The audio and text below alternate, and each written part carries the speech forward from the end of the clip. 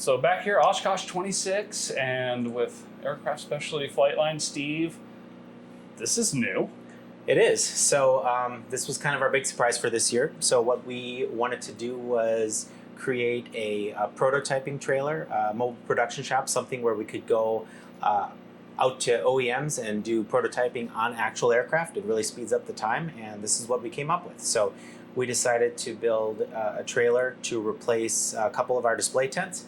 The outside of the trailer, we have a lot of the stuff we previously had in our tents for display for customers. Inside, we basically have a mobile production shop that we're able to do prototyping with and build whatever parts we need to. And this is absolutely beautiful because you end up building parts for pretty much all the popular OEM kit-built planes out there. We know you from the vans world, Sure. So we've got a lot of your parts in our vans. Our V14 made our life a lot easier. Yep. And you still, the last order I did, you had me order a couple things. Said, don't ask questions. You'll get to that part at the end of the build. You'll be thankful to have it. Yep. All of this stuff has really helped us through our build. But now we get to see a little bit of the magic behind how you build this. Yep. So basically what we wanted to do is, there's certain things that we still have to do at our brick and mortar production facility, just because we've got advanced tube bending equipment, CNC machines and stuff like that. The hoses, which is the majority of what we do, we're able to now take this on site and build them, prototype, and do that stuff. Where when we go to an OEM, we can take a hand bender, we can fabricate a tube, we can flare it, make sure it fits, and then we can take it back to our production facility, touch probe it into CNC, put it on our benders and do it. But that's kind of the purpose of this trailer. So what we have here is... Take a look at what we got. So start at the beginning all the way down at the back. So one of the things we wanted to do is we've taken the last 10 years or longer than that, 15 years of experience doing this, and we really wanted to modernize everything. Okay. So we took all that experience and we're trying to go completely paperless with this trailer. Everything is uploaded to the cloud from an order standpoint. We can pull them in, pull the data, and kind of go from there. So the components that we're doing is hose assemblies. This is the raw material. So we build hoses, fire sleeve, integral fire sleeve hoses, standard plain braid hoses. They come through here to our hose cutting saw. Okay. So we've got the ruler so we can make everything, perfect lengths based on custom hoses or kits. They get laid out. Then we go to our hose crimping machine. And we're able to do all the crimping, which puts the ends on the hoses. We have multiple die sets based on the size of hose that you want to do. So right now we have a -6 die set in there, but we have a lot of other stuff too. Everything you need, all right here. It's also nice, neatly organized. Yep, and that's our shop guys are fantastic. So they both did a great job organizing this and making it look really nice too. Perfect.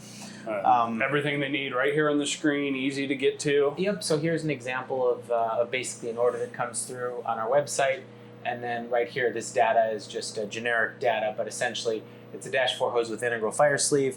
And we base all of our cut lengths based on the flare-to-flare length that customers order.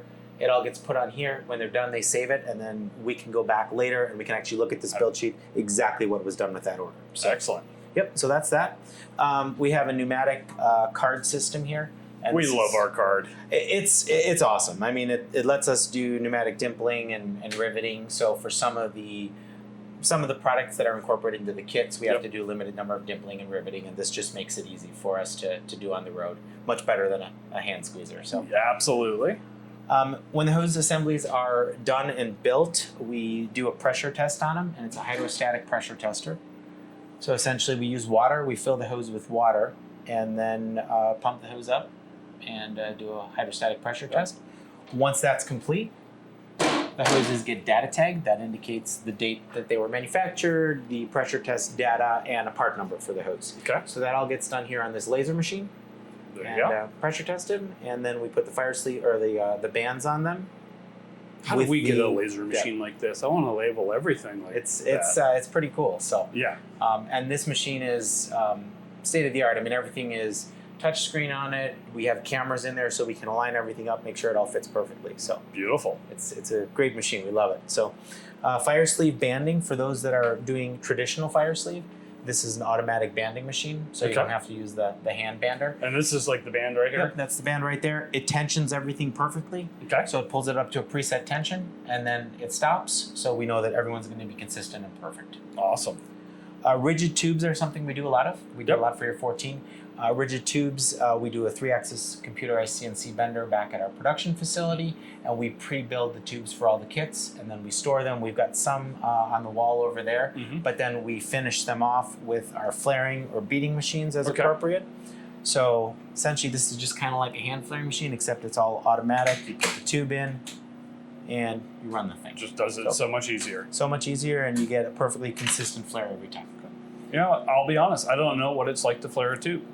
Yeah, because I haven't had to. Okay, well that's what we Thank try. you. We make it easy for you. So I've learned a lot about building an airplane, but I haven't learned everything, and I'm okay with that. Well, and ultimately that's kind of our end goal. So we want to make it as easy for builders as possible, while recognizing some builders might enjoy flaring tubes. Yep. So that's why everything we do is a la carte. You can tell us, hey, I just want the hoses because I want you to fabricate those, but I want to do the tubes. No problem. Yep. So love it. And then finally, we do have a 3D printer here, and that's just for doing if we need to do a quick on-site prototype. If we're already at an OEM or manufacturer or a kit builder, and we're trying to prototype something, we can knock it out quick. Print it out quick and see if it works. Print it test out, fit it, make adjustments, and then go from there, and then take it back to our shop and CNC machine it. Then you even have a shipping station included we back do. here. We've got a shipping station up front with we can make bubble wrap so that we don't have to store large amounts of bubble wrap, paper packaging material, and we can print everything out. Wow, this is very, very impressive. Well, thank you. And apparently it came together relatively quickly. We came up with this concept late last fall, and then we decided to implement it in December. Okay.